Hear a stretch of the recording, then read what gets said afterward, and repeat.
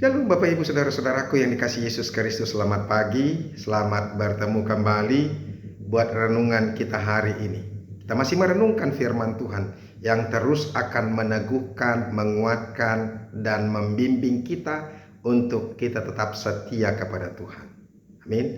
Bapak Ibu Saudara-saudara, firman Tuhan yang menjadi renungan buat kita hari ini yaitu yang terambil dari Zakaria pasal yang ke-8 ayat yang ke-8. Tapi sebelumnya marilah terlebih dulu kita berserah kepada Tuhan di dalam doa kita. Kasih karunia dan damai sejahtera dari Allah Bapa dan dari anaknya Tuhan Yesus Kristus itulah yang menyertai hati dan pikiranmu sekalian. Amin. Bapak Ibu Saudara-saudara, Zakaria pasal yang ke-8 ayat yang ke-8 dikatakan demikian. Dan aku akan membawa mereka pulang supaya mereka diam di tengah-tengah Yerusalem.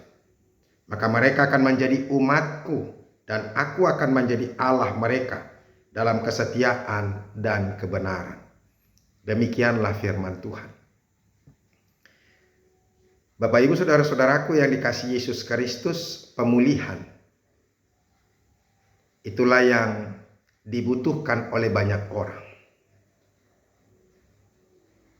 Pemulihan dari hubungan yang tidak baik supaya menjadi lebih baik. Hubungan yang retak menjadi utuh kembali. Suami istri yang bergumul bahkan bercerai tetapi bisa dipulihkan kembali. Demikian juga ekonomi yang hancur-hancuran, usaha yang bangkrut. Kita berharap supaya itu bisa dipulihkan kembali. Bahkan ketika kita kehilangan pekerjaan, apalagi pada saat ini pandemik virus corona dengan varian Omikron, walaupun tidak begitu menakutkan tapi masih banyak membuat dampak yang berdampak kepada pekerjaan-pekerjaan. Di perusahaan-perusahaan banyak pengurangan dan PHK. Kita membutuhkan pemulihan.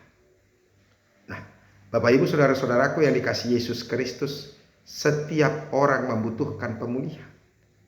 Dan pada saat ini juga termasuk kepada bangsa Israel. Bangsa Israel sendiri pun sebenarnya membutuhkan pemulihan.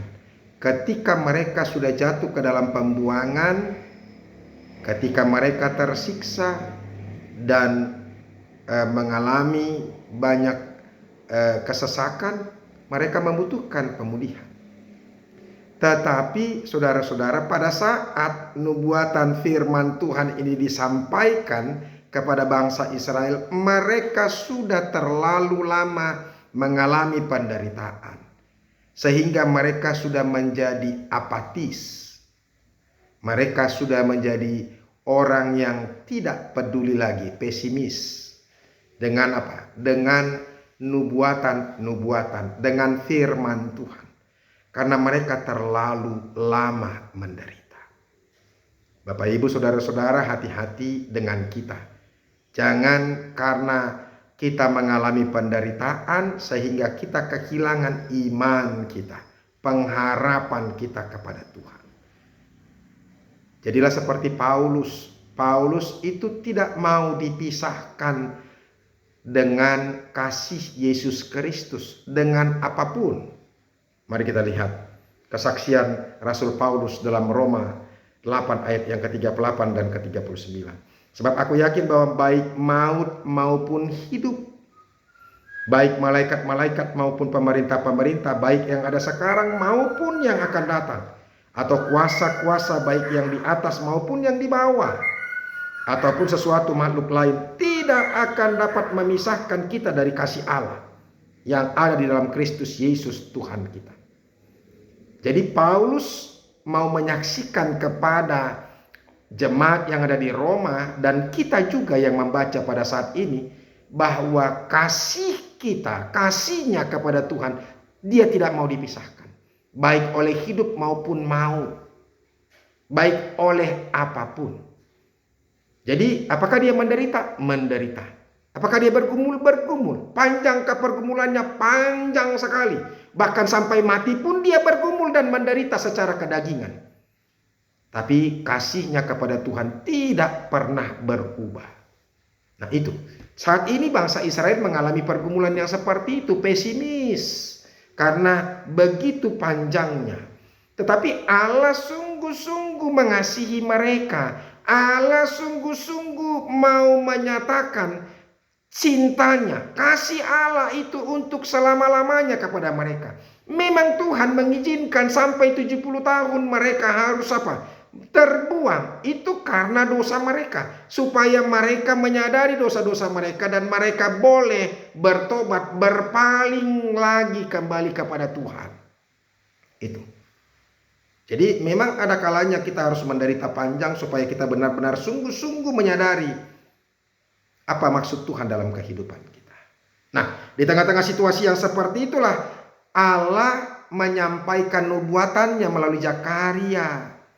Dia yang akan membawa mereka pulang. Tadi dikatakan, dan aku akan membawa mereka pulang supaya mereka diam di tengah-tengah Yerusalem, supaya mereka kembali ke Yerusalem, bangsa tempat mereka, tanah mereka itu kembali, sehingga mereka memiliki sukacita mereka. Allah sendiri yang berinisiatif, Allah sendiri yang berkemauan. Makanya Allah sendiri yang mau pulang ke Sion. Kita bisa lihat itu saudara-saudara sebelum dari firman Tuhan ini, ayat yang ketiga. Beginilah firman Tuhan, aku akan kembali ke Sion dan akan diam di tengah-tengah Yerusalem. Jadi Allah sendiri yang berinisiatif untuk membawa berkat tinggal di Yerusalem, kembali di Sion. Nah, oleh karena itu, sekalipun ini nubuatan seakan-akan ini sudah terjadi. Karena apa? Karena berkat-berkat yang disampaikan kepada mereka. Tuhan datang memulihkan, membawa berkat. Berkat yang luar biasa kepada mereka. Sehingga ketika Allah datang ke tempat mereka itu, maka apa?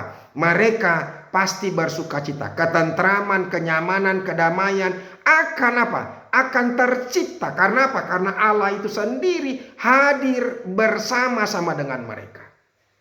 Itu. Oleh karena itu Bapak Ibu Saudara-saudara, Allah sedang melawat kita. Dia sedang memulihkan kita. Jangan mau kita kehilangan pengharapan. Jangan karena begitu beratnya, begitu lamanya pergumulan kita sampai apatis, pesimis dengan janjinya Tuhan. Tuhan pasti menepati janjinya. Allah sedang datang kepadamu saat ini. Bapak, Ibu, kita yang mengalami pergumulan, mengalami penyakit, Dia sedang datang melawat kita. Terimalah Dia. Dia membawa ketenteraman, kedamaian, sukacita kepada kita. Ada beberapa hal yang Tuhan boleh sampaikan di sini. Ketika mereka semakin memiliki hubungan yang erat. Kalau di sini dikatakan saudara-saudara di ayat yang ke-8 tadi firman Tuhan ini, maka mereka akan menjadi umatku dan aku akan menjadi Allah mereka dalam kesetiaan dan kebenaran. Jadi bangsa Israel karena sukacitanya, karena berkat-berkat yang diberikan Tuhan, sehingga mereka mau menjadi kembali menjadi umat Tuhan dan mau menjadikan Allah menjadi Allah mereka. Karena sukacita yang Tuhan berikan. Coba apa sukacita yang diberikan Tuhan? Diberikanlah umur yang panjang kepada penduduk Israel. Usia yang lanjut. Kalau kita lihat dari ayat 4, akan ada lagi kakek-kakek dan nenek-nenek duduk-duduk di jalan di Yerusalem. Ya kan? Bapak Ibu Saudara-saudara, nenek-nenek dan kakek-kakek duduk-duduk di sana. Artinya umur mereka yang lanjut. Kemudian apa? Kota semakin semarak dan ramai karena kedamaian, karena kenyamanan, karena sukacita yang sedang terjadi di situ. Dikatakan di ayat 5, dan jalan-jalan kota itu akan penuh dengan anak laki-laki dan anak perempuan yang bermain-main di situ. Artinya situasi semakin nyaman. Situasi semakin semarak. Bapak Ibu Saudara-saudara, mungkin situasimu terpuruk, tapi ingatlah Tuhan sedang melawatmu. Tuhan sedang datang membawa berkat kepadamu, pemulihan kepadamu. Jangan pernah kehilangan pengharapan, jangan apatis, jangan pesimis, tapi tetaplah tinggal dalam iman. Sama seperti Rasul Paulus, sekalipun dia harus mati pun, tapi dia mati di dalam Kristus. Tuhan Yesus memberkati kita. Terima kasih Tuhan untuk firman-Mu yang sekali lagi meneguhkan kami, supaya kami tetap setia bahwa Tuhan tidak pernah membiarkan kami. Dia justru mendatangkan pemulihan demi pemulihan. Di dalam Yesus Kristus kami berdoa. Amin. Bapak Ibu Saudara-saudara yang sudah dengarkan firman Tuhan, tetaplah yakin dan percaya kepada Tuhan. Tuhan Yesus memberkati. Sampai ketemu besok. Salam.